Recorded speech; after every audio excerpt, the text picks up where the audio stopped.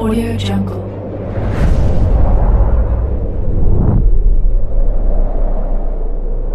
Yo, balik lagi bersama Mimin di Manhwa TV. Kali ini kita akan lanjutkan pembahasan dari cerita After Improperly Ngedok I Became a Billionaire. BTW yang nyari episode sebelumnya Mimin tempel di deskripsi beserta dengan playlistnya. Dan jangan lupa untuk join saluran WA untuk info terupdate dari Mimin. Linknya ada di deskripsi. Tanpa berlama-lama yuk kita masuk ke alur ceritanya.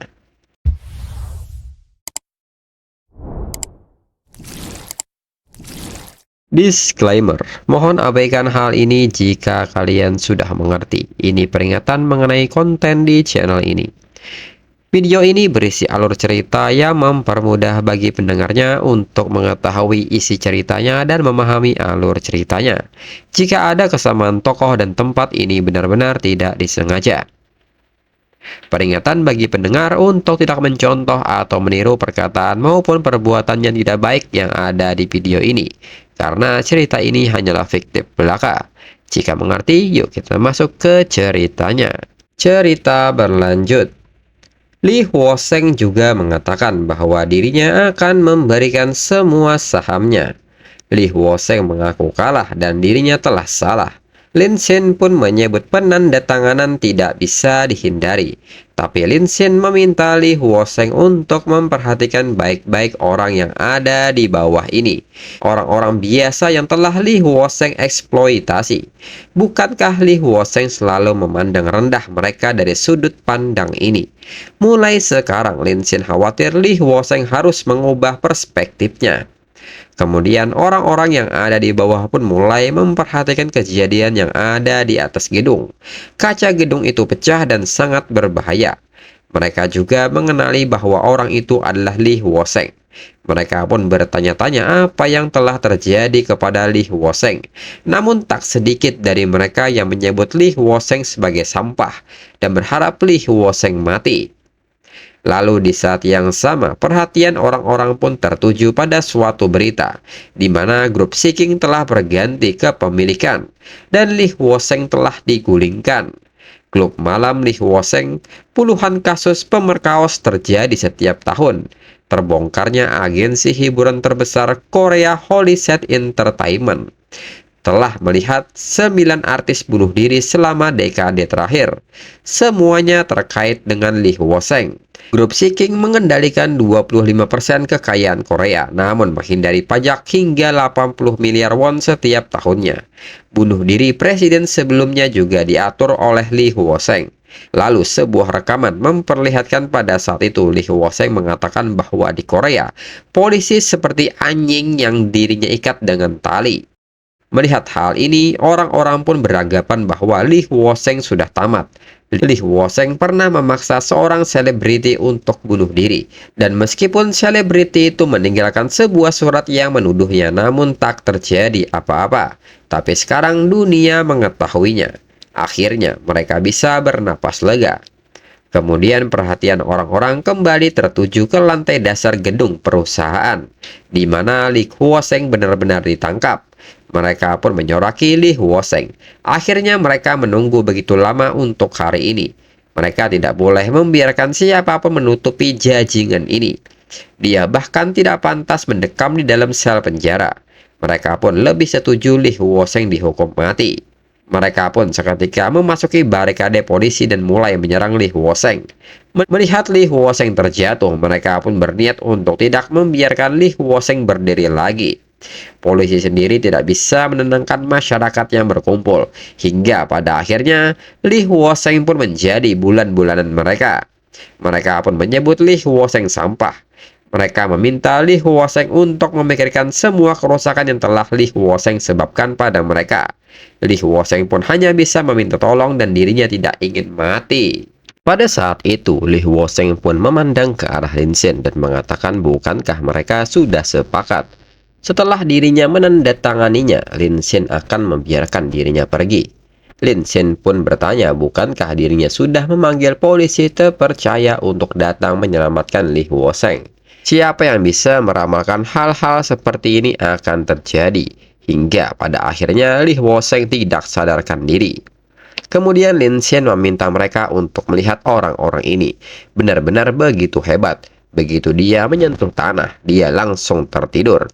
Tetap saja dirinya harus berterima kasih kepada semua presiden karena telah membuat segalanya lebih mudah.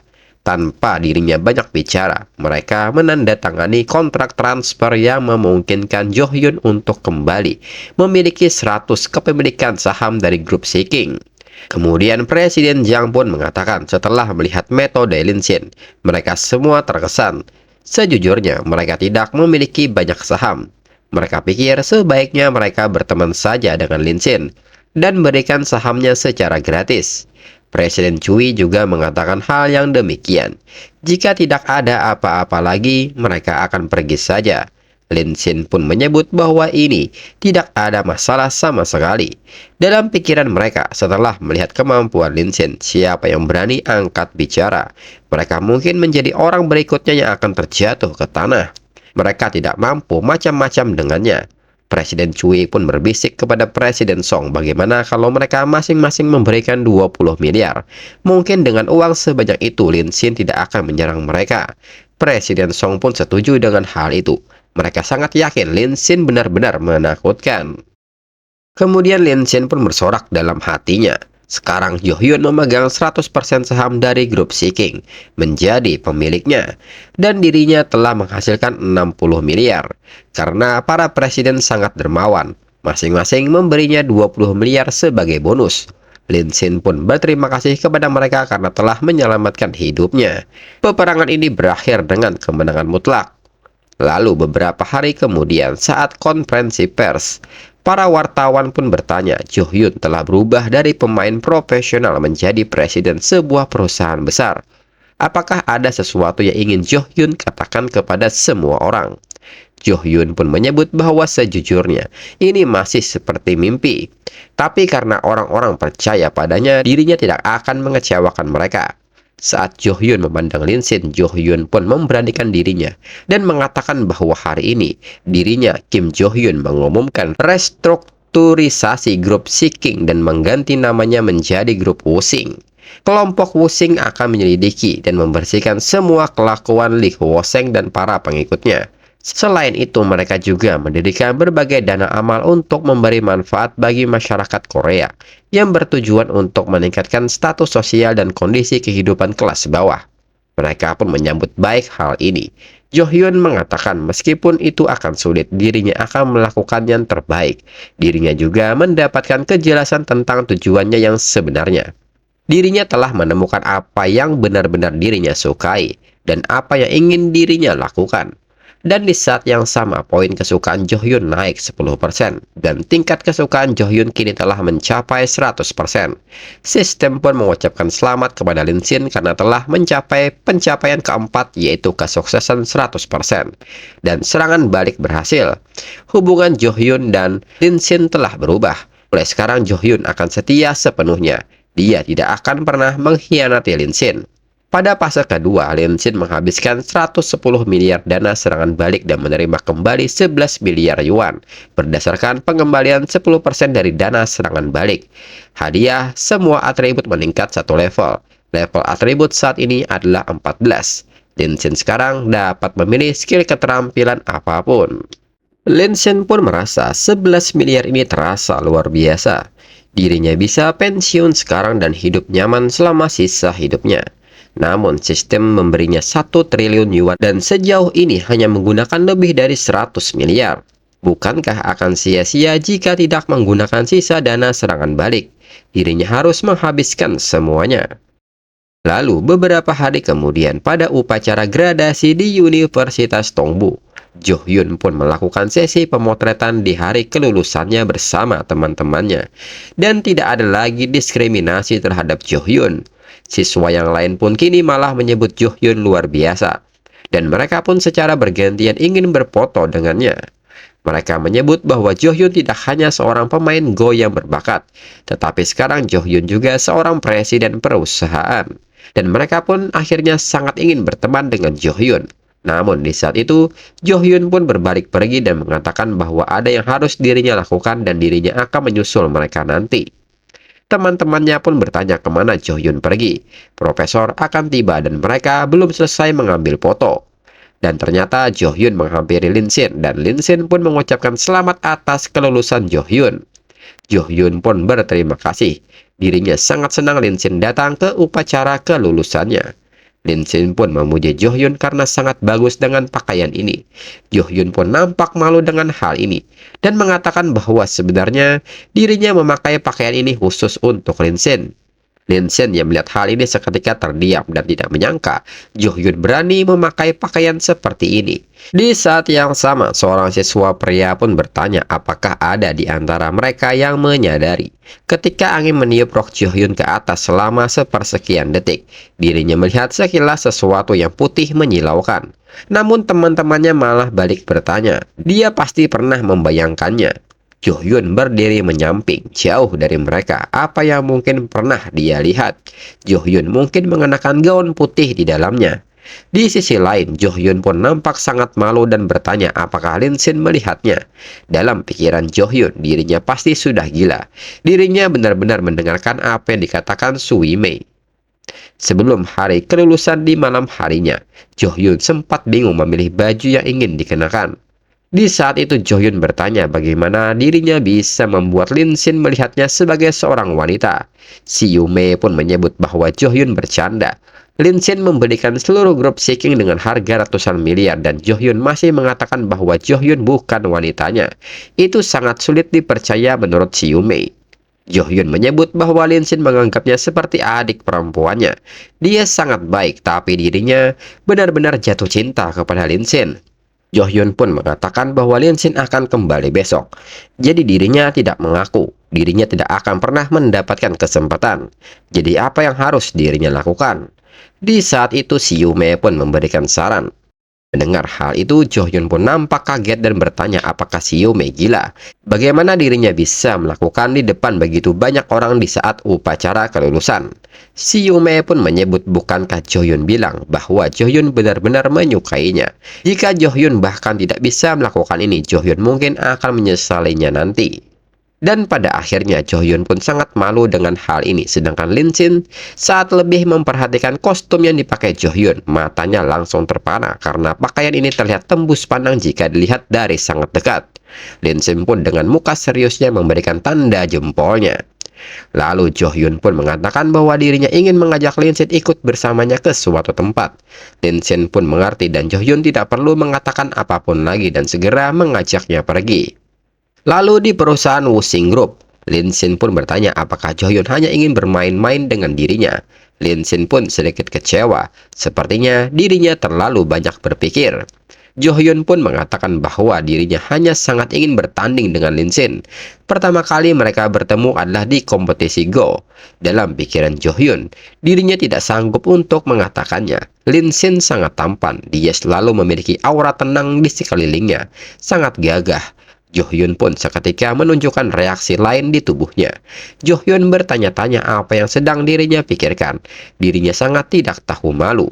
Lalu saat Lin Sin menyebut bahwa sekarang giliran Jo Hyun pun seketika berdiri dan menyebut bahwa dirinya harus ke kamar mandi. Dan karena gugup, Jo Hyun pun tergelincir hingga membuatnya jatuh. Dan harta karunnya pun nampak terlihat jelas. Jo Hyun yang sadar pun segera menutup tubuhnya. Lin Sin yang melihat ini segera bertanya keadaan Jo Hyun seperti apa dan ingin membantunya. Malah membuat Jo Hyun semakin panik hingga membuatnya jatuh ke dalam kolam. Jo Hyun pun semakin panik karena dirinya tidak bisa berenang. Dengan cepat Lin Sin masuk ke dalam kolam untuk menyelamatkan Jo Hyun. Setelahnya, Lin Sin pun meminta Jo Hyun untuk tenang karena dirinya sudah memeluknya.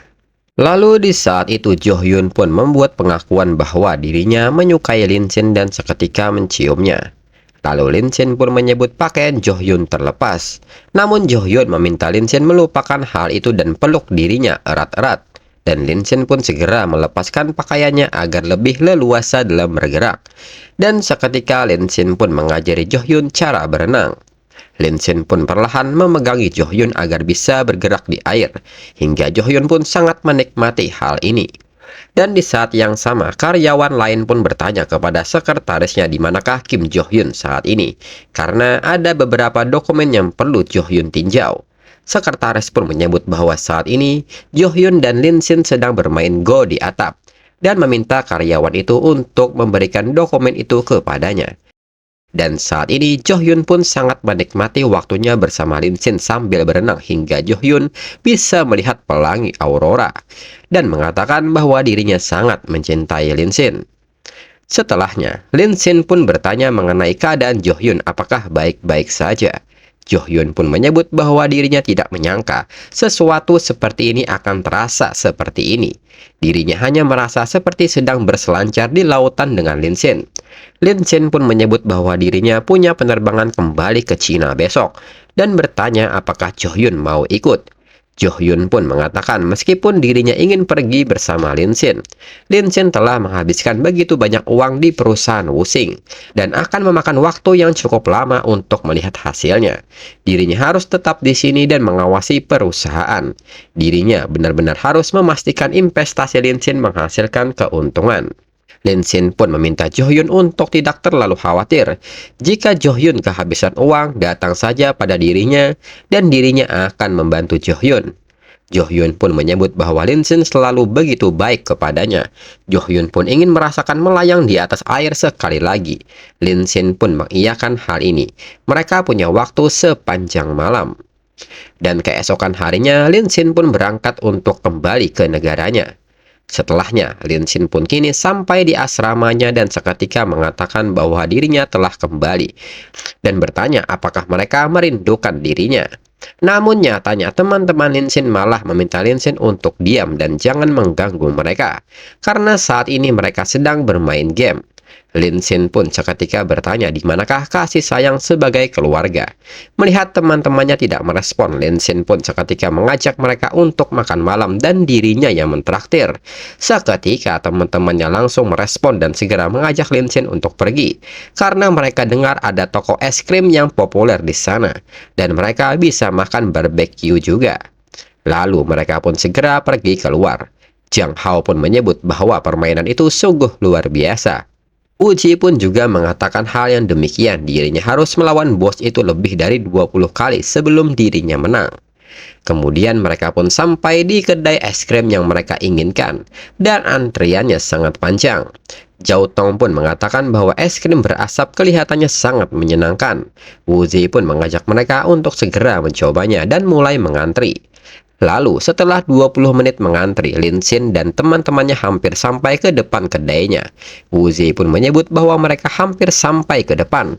Tidak mudah untuk sampai ke sini. Sedangkan Lin Shin yang memperhatikan penjualnya pun merasa sangat familiar dengannya. Lalu saat Wu Zi ingin memesan, tiba-tiba seorang wanita memotong antriannya. Dan seketika wanita itu pun memesan tanpa melihat antrian. Lin Shin pun seketika menegur wanita itu dan memintanya untuk mengantri ke bagian belakang. Namun wanita itu tidak menghiraukan mereka, malah menegur penjualnya karena tidak membuatkan pesanannya. Penjual pun bingung harus bagaimana. Wu Zi pun mengatakan bahwa mereka telah mengantri selama lebih dari 20 menit. Si wanita itu pun menilai dengan orang sebanyak ini hanya orang bodoh yang akan mengantri. Si wanita pun seketika memperlihatkan ponselnya dan meminta mereka untuk melihatnya baik-baik. Dirinya adalah seorang food vlogger dan saat ini sudah memposting kedai es krim ini di media sosial. Orang-orang pun seketika percaya bahwa wanita ini benar-benar seorang food vlogger dan dia memiliki banyak followers. Dan mereka berpikir bahwa ini mungkin benar-benar mendatangkan banyak antrian ke sini. Namun Lin Shin sendiri menekankan walaupun wanita ini seorang food vlogger, itu tidak berarti dia dapat melewati batas. Meskipun toko mengundangnya untuk meninjau, hal itu tidak memberinya hak untuk memotong antrian. Menjadi vlogger bukan berarti mendapat perlakuan istimewa. Dan di saat itu penjual wanita yang memperhatikan Lin Shin pun seketika mengenalinya. Wanita vlogger pun mengatakan bahwa dirinya tidak punya waktu untuk berdebat dengan sekelompok pecundang. Dan kembali wanita vlogger menegur penjual mengenai apa yang sedang dia pikirkan. Sekarang penjual sudah tahu siapa dirinya. Mengapa penjual tidak langsung memberinya es krim? Begitu dirinya memposting di media sosial, apakah penjual punya gambaran berapa banyak antrian yang dapat dirinya datangkan ke bisnisnya? Wanita vlogger juga mengaku memiliki lebih dari 100.000 followers. Banyak tempat meminta dirinya untuk mengulas makanan mereka. dan dirinya bahkan tidak melakukannya. Dirinya kebetulan melihat es krim ini dan itu menarik perhatiannya. Jadi dirinya membantunya, dan penjual harusnya bersyukur untuk hal itu. Si penjual pun seketika menghela napasnya dan meminta maaf kepada wanita vlogger. Dirinya menghargai kunjungannya, namun si penjual harap wanita vlogger mengikuti aturan dan antri. Mendengar hal ini, wanita vlogger pun marah dan bertanya apa yang si penjual katakan. Orang-orang pun menyebut si penjual mengatakan hal yang bagus dan bertanya kepada wanita vlogger apakah dia masih punya sedikit kesopanan. Mereka tidak peduli apakah si wanita vlogger atau bukan. Mereka hanya minta wanita vlogger tidak menghalangi mereka. Wanita vlogger pun tidak tahan dengan suara orang-orang yang mengarah kepadanya dan menyebut bahwa dirinya tidak peduli. Dirinya adalah seorang vlogger dan dirinya sangat cantik dan dirinya tidak ingin mengantri. Apakah itu sebuah masalah bagi mereka? Orang-orang pun seketika terdiam mendengar wanita vlogger mengaku bahwa dia cantik dan seketika menertawakannya. Wanita vlogger pun semakin marah dengan hal ini dan bertanya kepada mereka apa yang lucu. Mengapa mereka menertawakannya? Apakah mereka mengejek dirinya? Mereka sangat berani melakukan hal ini. Kembali wanita vlogger menegaskan bahwa dirinya seorang vlogger besar dengan ratusan ribu pengikut dan meminta mereka untuk segera meminta maaf. Wanita vlogger pun terus berbicara hingga membuat telinga orang-orang sakit. Wanita vlogger juga mengancam akan mengirim video yang akan menghancurkan bisnis es krim ini. Wanita penjual pun seketika bingung harus bagaimana. Lalu Linsin mengatakan bahwa mereka semua di sini hanya untuk menikmati es krim ini. Wanita vlogger marah ketika wanita vlogger tidak bisa memotong antrian. Dan sekarang wanita vlogger ingin merusak bisnis dengan memposting ulasan buruk. Ada banyak orang di sini yang bisa bersaksi atas namanya. Hanya karena wanita vlogger punya ratusan ribu followers, wanita vlogger berpikir dia lebih baik dari semua orang.